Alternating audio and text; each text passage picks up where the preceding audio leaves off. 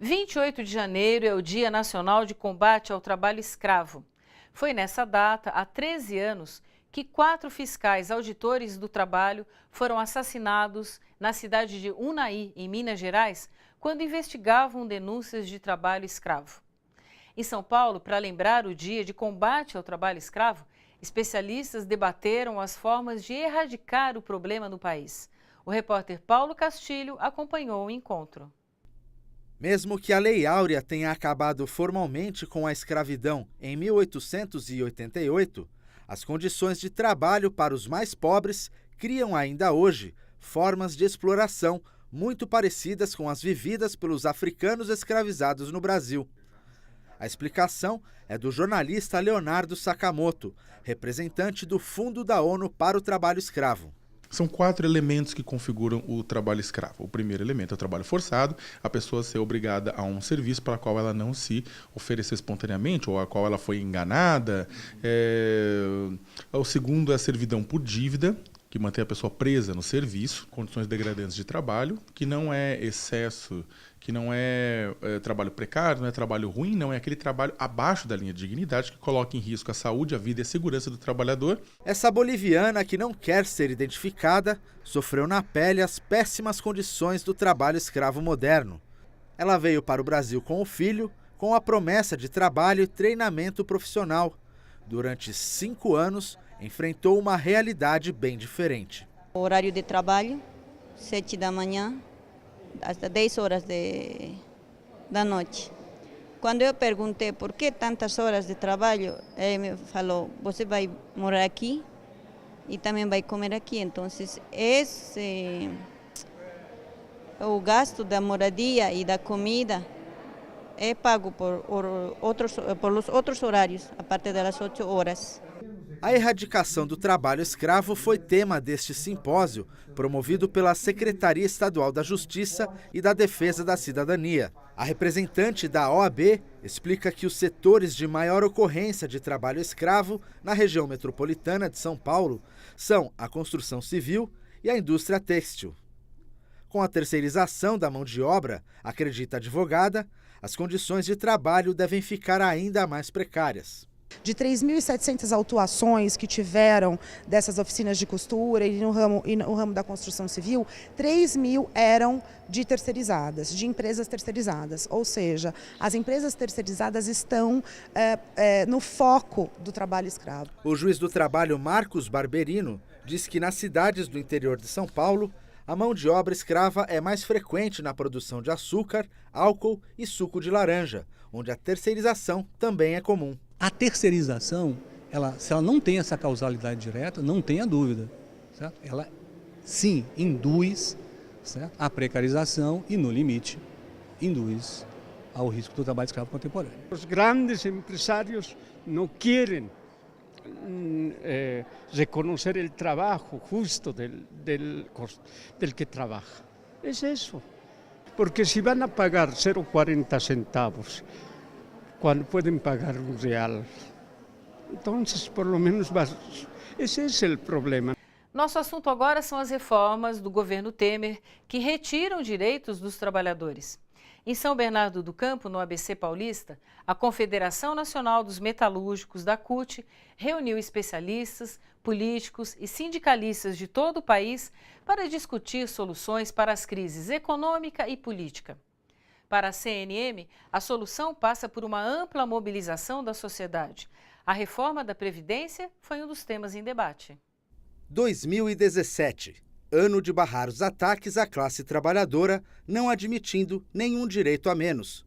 Este é o lema para os 2 dias de debates no evento organizado pela Confederação Nacional dos Metalúrgicos, a CNM, que reúne em São Bernardo do Campo dirigentes sindicais de todo o país.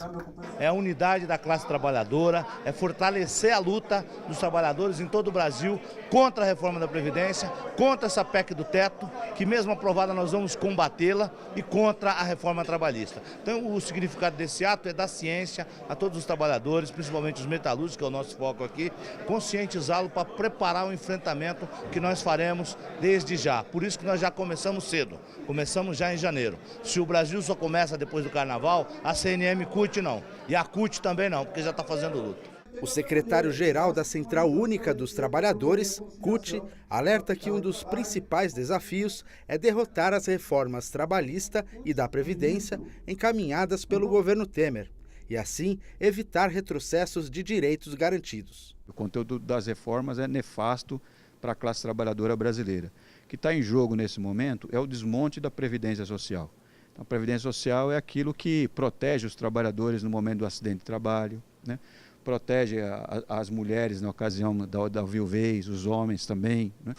Todos os trabalhadores rurais recebem uma pensão do INSS depois de X anos de trabalho.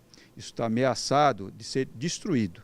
Então, essa reforma da Previdência que está sendo proposta, na verdade, é o desmonte do sistema de Previdência Social com tudo aquilo que ele representa. Para o presidente do Sindicato dos Metalúrgicos do ABC, os trabalhadores precisam ficar atentos e reforçar as mobilizações para barrar os retrocessos do governo Temer. E esse golpe não era na esquerda brasileira, esse golpe é na sociedade como um todo, esse golpe é na classe trabalhadora como um todo, esse golpe é para as periferias brasileiras, esse golpe é em todo assalariado brasileiro, seja ele registrado ou não. E nós precisamos mostrar à sociedade brasileira que é isso que está em jogo, o que está por trás desse processo, que tira força das empresas nacionais, que desmonta políticas como a de conteúdo local, que desmonta a Petrobras, entrega para as grandes corporações de fora. O Brasil, eu arriscaria dizer que vai retomar o crescimento econômico, gerando emprego fora daqui. A economia recupera, mas não recupera o emprego. A economia recupera, mas não recupera o mercado interno. Então, a economia recupera para quem? É para a casta da sociedade brasileira que apostou no golpe, que sabiam o que estavam fazendo o ano passado. E no encontro realizado pela Confederação Nacional dos Metalúrgicos, o ex-presidente Lula defendeu que o Brasil só vai voltar a crescer se passar por novas eleições presidenciais já. Para Lula, o país também vive uma crise de confiança por causa da fragilidade das instituições. No discurso para os colegas metalúrgicos, o ex-presidente Lula fez um alerta sobre a necessidade de os trabalhadores se manterem mobilizados contra as reformas propostas pelo governo Temer. Lula criticou o golpe que levou Temer à presidência da República após o impeachment da ex-presidenta Dilma. E não espere que o Temer faça nada que vocês querem. Ele não deu o golpe para fazer o que vocês querem. Ele deu o golpe exatamente para fazer o que vocês não querem, o que vocês não gostam, o que vocês não desejam. E afirmou que o país só vai superar a crise econômica e voltar a crescer se passar por eleições diretas para a presidência. Eu defendo a ideia de que o Estado brasileiro tem que conquistar, e aí entra a questão das eleições diretas, sabe? O Estado brasileiro precisa conquistar o direito de ter um presidente eleito democraticamente pelo voto, que faça uma proposta econômica que seja compreendida pela sociedade para a gente começar a girar a roda gigante do desenvolvimento desse país. O governo tem que ser o motor de arranque. Ou seja, alguém tem que ligar a roda gigante para ela começar a gerar um emprego, a gerar uma possibilidade de gerar esperança. Porque se não for o Estado, ninguém. O Itaú não empresta dinheiro a longo prazo, nunca emprestou.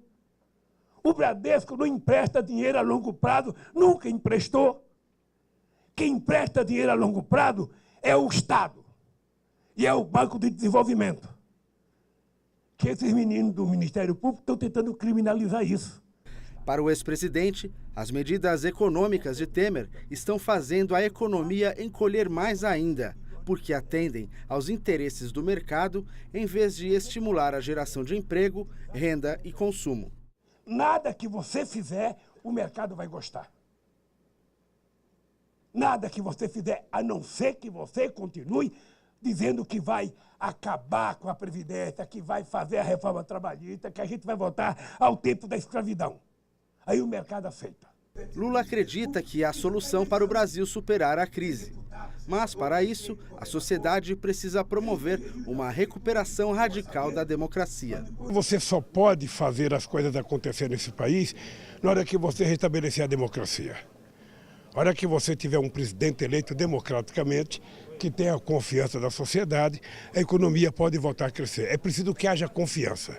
Na vida pessoal, na vida familiar, em lugar nenhum do mundo as coisas funcionam se não houver confiança entre as pessoas que estão participando, sabe, da mesma sociedade. E hoje no Brasil o país virou um país de desconfiança. Ninguém acredita em nada e nós estamos percebendo que a sociedade está ficando descrente porque não tem esperança. Este foi o Panorama de hoje. Você acompanhou aqui a denúncia de artistas visuais que consideram uma agressão a cobertura dos grafites da Avenida 23 de Maio pelo prefeito da capital paulista, João Dória. Viu também as mobilizações pelos direitos da população trans e a inauguração da Casa 1, que começa a acolher em São Paulo pessoas LGBTs vítimas de intolerância e preconceito. Acompanhou ainda a análise do ex-presidente Lula, que defendeu que o Brasil só vai voltar a crescer se passar por novas eleições presidenciais já. A gente volta na semana que vem com reportagens que você só vê aqui. Até mais!